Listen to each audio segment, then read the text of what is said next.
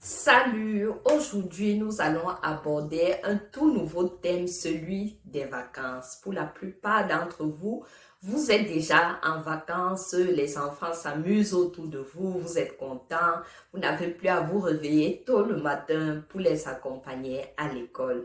Mais alors, nous devons tous faire attention à ne pas laisser des étiquettes soit positives, soit trop négatives sur nos enfants.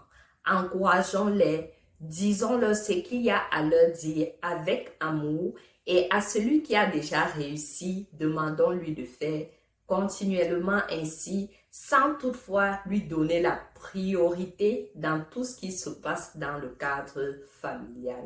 Je donne un exemple. Vous avez un enfant qui a réussi, il a eu les meilleures notes en mathématiques, les meilleures notes en français, anglais, allemand. Et lorsque ce dernier se réveille à 10 heures pendant les vacances, cela ne vous dérange pas. Par contre, son frère ou sa sœur qui a eu 9 pour pouvoir réussir en classe supérieure, 9 forts comme on le dit au Cameroun, cet enfant, on le méprise quand il se réveille à 10 heures comme son frère qui a eu la meilleure note. Alors, on vient avant même, on le réveille et on lui dit, mais tiens, tu n'as pas lavé le sol. Pourquoi est-ce que les assiettes ne sont pas dans la machine? Pourquoi est-ce que tu n'as pas lavé les habits, etc.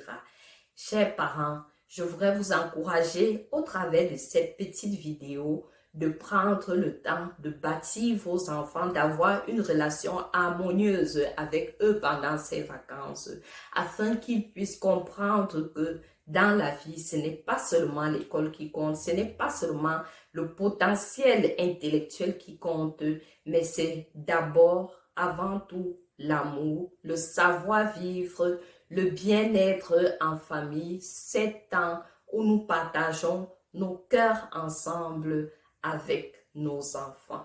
Alors, j'espère que vous avez retenu ce dont j'ai parlé dans cette courte vidéo. Les vacances, c'est bien, mais c'est aussi un temps pour bâtir nos enfants, leur apprendre une fois de plus que nous les aimons, qu'ils aient réussi, qu'ils n'aient pas réussi. Et c'est à nous maintenant de savoir que faire pour pouvoir les remonter dans les matières où ils n'ont pas réussi comme on l'aurait désiré.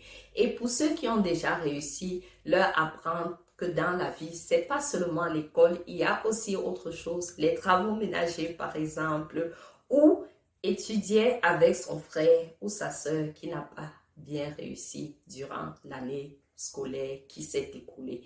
Ainsi, vous verrez à la rentrée qui suit, celui qui n'avait pas de bonnes notes va maintenant commencer à mieux travailler, sachant, tiens, l'amour de mes parents ne dépend pas de ma performance scolaire, mais alors, quand je réussis, je peux mieux être posé ou positionné dans un travail dans l'avenir.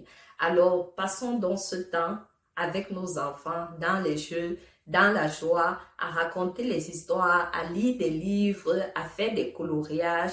Bien, amusons-nous, faisons des vacances dans les villes, dans les pays où nous voulons, mais passons du temps à parler à leur cœur tout en faisant des exercices scolaires qui n'ont pas pu réussir durant l'année.